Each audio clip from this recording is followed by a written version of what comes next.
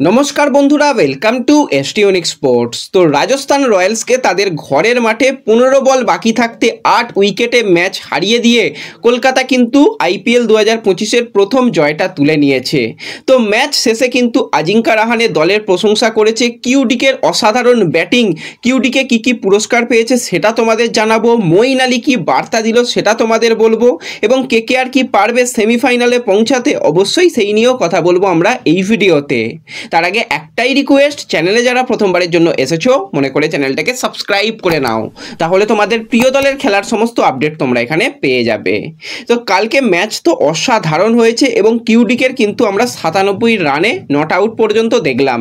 তো কিউডিকের কিন্তু 100 রানও হয়ে যেত, কিন্তু জোবরা আর্চার ইচ্ছা করেই কিউডিকে 100 রান আটকাবে বলে একটু হোয়াইট বল করে ম্যাচটাকে এইরকম জায়গায় নিয়ে গেল। কিন্তু ওই রকম পিচে যেখানে কিন্তু স্পিনাররা অনেক ভালো বল করছে, সেখানে কিউডিকের ইনিংস কিন্তু অসাধারণ ইনিংস ছিল। 61 বলে 97 রান কিন্তু মুখের কথা নয়। যেখানে কিন্তু মঈন আলী যে কিন্তু স্পিনটা ভালো খেলতে পারে, সেও কিন্তু বিগ হিটার, সে কিন্তু যথেষ্ট স্ট্রাগল করেছে। 12টা বল খেলেছে, 5টা রান করেছে। আজিঙ্কা রাহানে যেও কিন্তু স্পিনটা খুব ভালো খেলে, সেও কিন্তু 15 বলে মাত্র 18 রান করেছে। আঙ্ক্রিস কিন্তু যোগ্য ব্যাটিং করেছে, সে কিন্তু 17 বলে 22 করেছে। কিন্তু ঝোড়ো ইনিংস খেলেছে কিউডিকে, যথেষ্ট কিন্তু একটা ভালো ম্যাচ আমরা দেখতে পেয়েছি। তো কালকে কিন্তু ম্যাচ জিতে গিয়ে সবাই খুশি, এবং কিউডিকের ব্যাটিং নিয়ে তো এর আগেও আমরা কথা বলেছি। ফার্স্ট ইনিংসেও অর্ধশত রান করেছে, সেকেন্ড ইনিংসেও এত ভালো একটা ব্যাটিং, এবং কালকে কিন্তু অনেকগুলো পুরস্কার কিউডিকে জিতেছে। সেখানে কিন্তু সর্বোচ্চ রান কিউডিকের কালকে ছিল, সবথেকে বেশি 6 মারা সেটাও কিউডিকের কাছে ছিল, বেশি স্ট্রাইক রেট সেটাও ছিল। তো 4-5টা পুরস্কার কিন্তু কালকে কিউডিকে জিতেছে। তো ম্যাচ শেষে যখন কিউডিকে জিজ্ঞাসা করা হয় তার খেলা সে কীরকমভাবে এনজয় করছে, সে একজন রিটায়ার্ড প্লেয়ার, তারপরও এরকম ভালো ব্যাটিং ধরে রাখার কারণ কী, তো সেক্ষেত্রে কিউডিকে জানিয়েছে যে আমি সুযোগ পেয়েছি, সুযোগকে কাজে লাগাতে চাই। এই যে কঠিন পরিবেশ, কঠিন পরিস্থিতিতে নিজেকে চ্যালেঞ্জ নিতে প্রস্তুত মনে করি এবং ভালো ব্যাটিং করার চেষ্টা করি।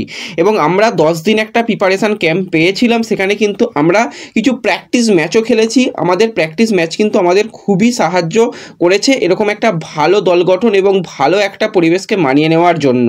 এবং অবশ্যই প্রত্যেকটা ম্যাচই কঠিন ম্যাচ হয়। প্রথম ম্যাচও আমরা জেতার জন্য চেষ্টা করেছিলাম, কিন্তু প্রথম ম্যাচ আমরা জিততে পারিনি। কিন্তু এই ম্যাচ আমরা জিতবো বলেই কলকাতা থেকে এক প্রকার আমরা ঠিক করে এসেছিলাম যে ম্যাচ আমরা জিতে তারপর কিন্তু ফিরবো। তো সেই কারণেই কিন্তু আমাদের প্রত্যেকটা প্লেয়ার এত ভালো পারফরমেন্স করেছে, এবং সবথেকে ভালো লাগছে যে এই রকম পরিবেশের মধ্যে আমাদের যেরকমভাবে সাপোর্ট কলকাতার প্লেয়াররা করেছে, কেকেআরের সমর্থকরা করেছে, খুবই ভালো লাগছে। এবং আশা করি পরের ম্যাচ থেকেও কিন্তু এর থেকেও ভালো ব্যাটিং করার চেষ্টা করব।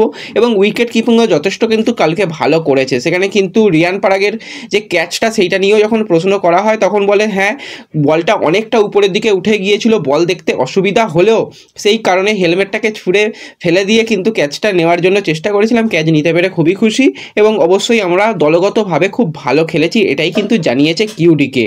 তো কালকে কিউডিকের ব্যাটিং তোমাদের কীরকম লাগলো অবশ্যই কমেন্টে জানিও। এছাড়া কালকে ইন্টারেস্টিং চেঞ্জ মঈন আলী, সেও কিন্তু দারুণ একটা ইনিংস বল করেছে। তো মঈন আলীর যদি আমরা কথা বলি, তাকে কিন্তু সুনীল নারিন অসুস্থ থাকার জন্য তাকে সুযোগ দেওয়া হয়েছিল, এবং সুযোগের সৎ ব্যবহার কিন্তু মঈন আলী করেছে। 4 ওভার বল করেছে, সেখানে কিন্তু গুরুত্বপূর্ণ 2টো উইকেট, মাত্র 23 রান দিয়েছে।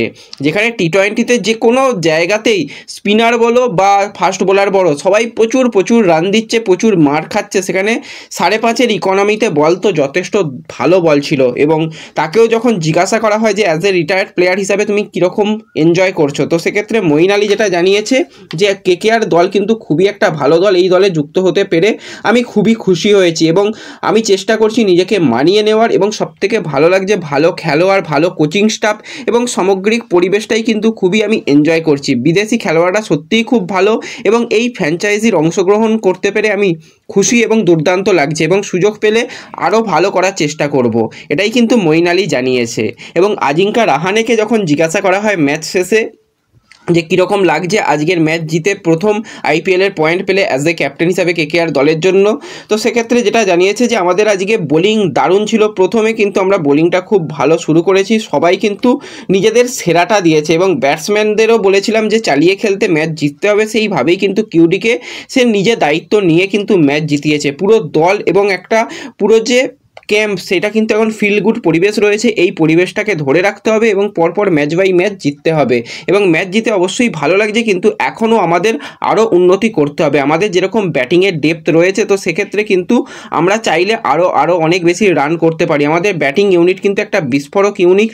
আমাদের ব্যাটারদের কিন্তু সবসময় স্বাধীনতা দেওয়া থাকে যে তোমরা চালিয়ে খেলো, তোমাদের কোনো রকম চিন্তা নেই।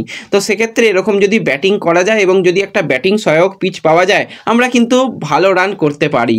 তো সেটাই বোঝা যাচ্ছে। তার মানে কলকাতাও এক প্রকার বলতে গেলে 300 টার্গেট করেই চলছে। তারাও কিন্তু 300+ রান করার মতন ক্ষমতা রাখে। কিউডিকে যদি এরকম একটা অসাধারণ স্টার্ট দেয়, তার সাথে সুনীল নারিনও যদি এরকম যোগ্য সঙ্গত দেয়, তারপর আজিঙ্কা রাহানে রয়েছে, মিডিল অর্ডারে ভেঙ্কাটেশের মতন প্লেয়ার যে এখনও সেইভাবে ব্যাটিং করার সুযোগ পায়নি। প্রথম ম্যাচে রান পায়নি, দ্বিতীয় ম্যাচে ব্যাটই পায়নি। তারপরও রিঙ্কু রাসেল, রামানদীপের মতন ব্যাটাররা রয়েছে। তো সেক্ষেত্রে যদি একটা ভালো পিচ পাওয়া যায়, সেখানে কিন্তু অবশ্যই কেকেআরের যেরকম ব্যাটিং ইউনিট রয়েছে 300+ রান তো হয়ে যাবে বলেই মনে হচ্ছে। তো তোমরা কি চাও, কলকাতা কি 300+ রান করবে? অবশ্যই কিন্তু কমেন্টে জানিও। আর ভিডিও ভালো লাগলে লাইক শেয়ার করে দিও। দেখা হবে পরবর্তী ভিডিওতে। ধন্যবাদ।